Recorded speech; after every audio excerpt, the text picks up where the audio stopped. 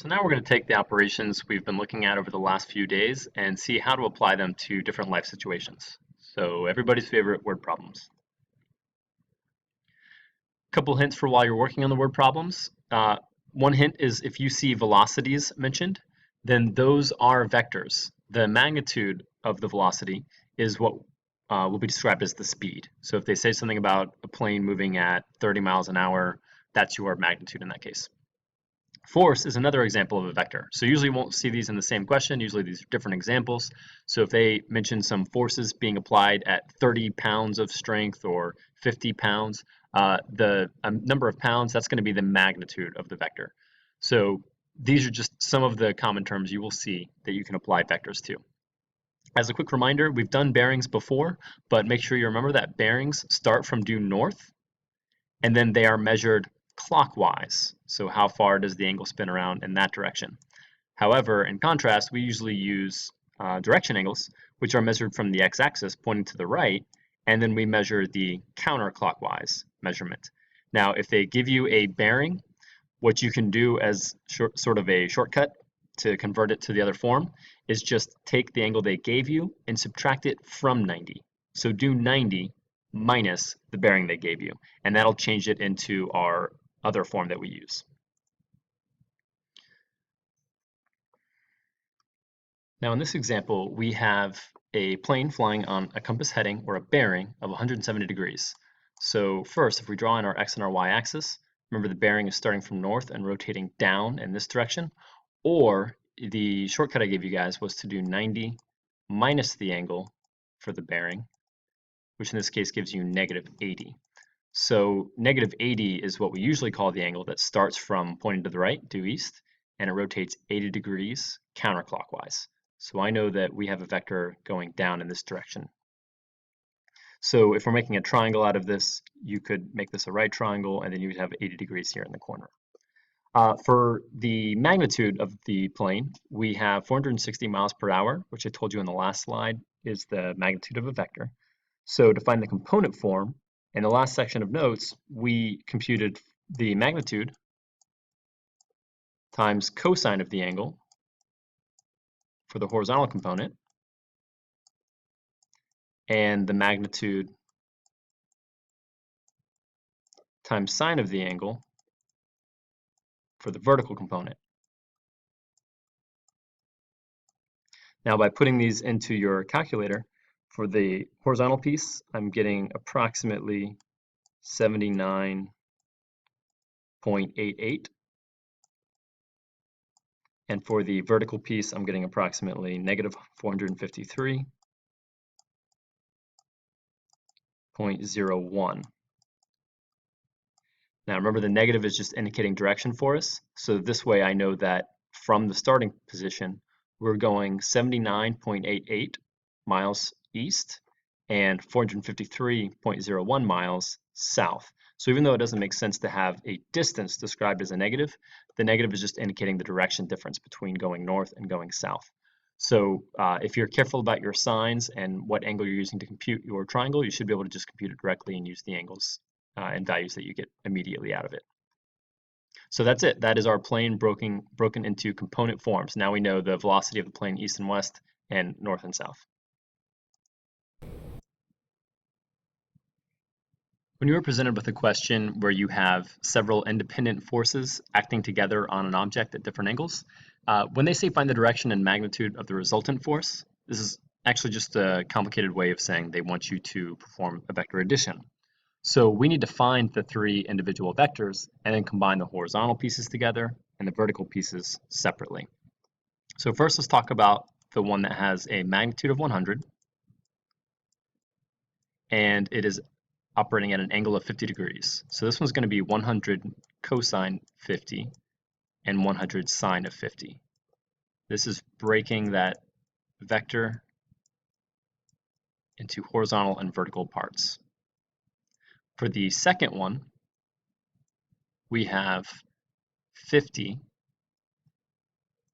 times cosine of 160 and then 50 times sine of 160. And for the third force acting on this object, we have 80 pounds operating at an angle of -20.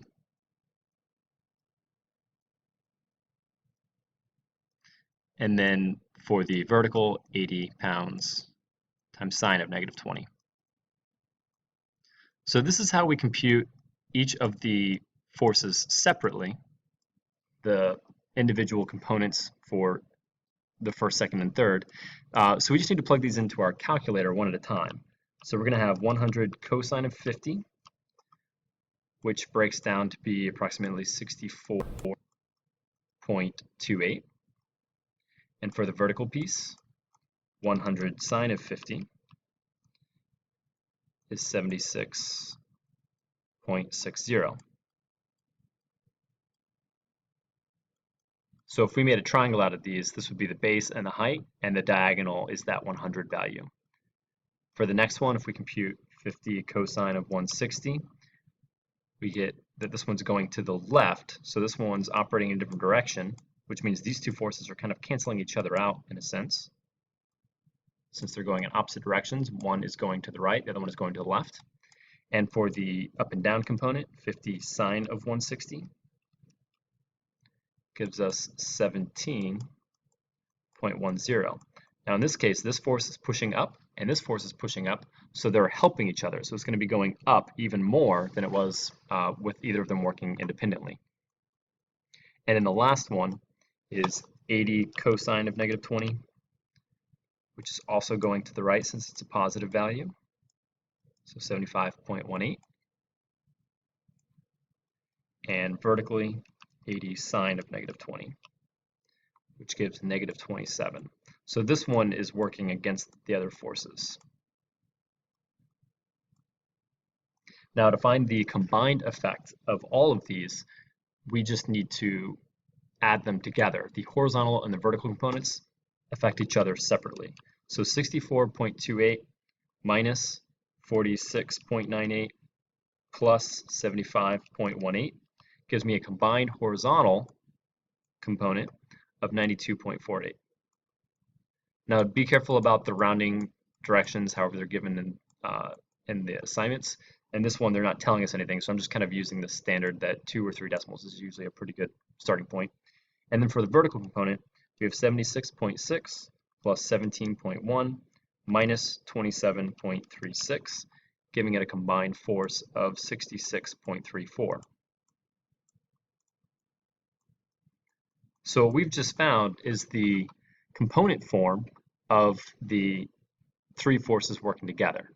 Now, that's not actually what they asked us for, though. They want the direction and the magnitude. Well, to find the magnitude of this, we would use the formula I gave you that's essentially the distance formula. The magnitude of the vector is equal to the square root of those two numbers squared. So 92.48 squared plus 66.34 squared. And it would be better if I had not rounded these numbers off at all. We would like to just keep trying to use the numbers as precisely as possible.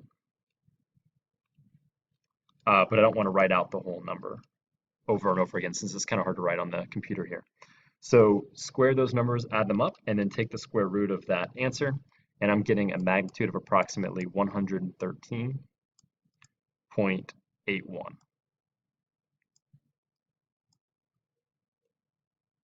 And then the next piece is they want to know the direction angle. So for the direction angle, we covered this a few sections ago. That's tangent inverse of the y component over the x component.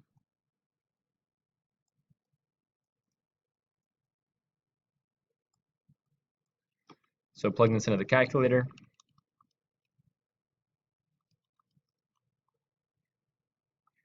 what I'm getting out of the calculator is 35.65 degrees.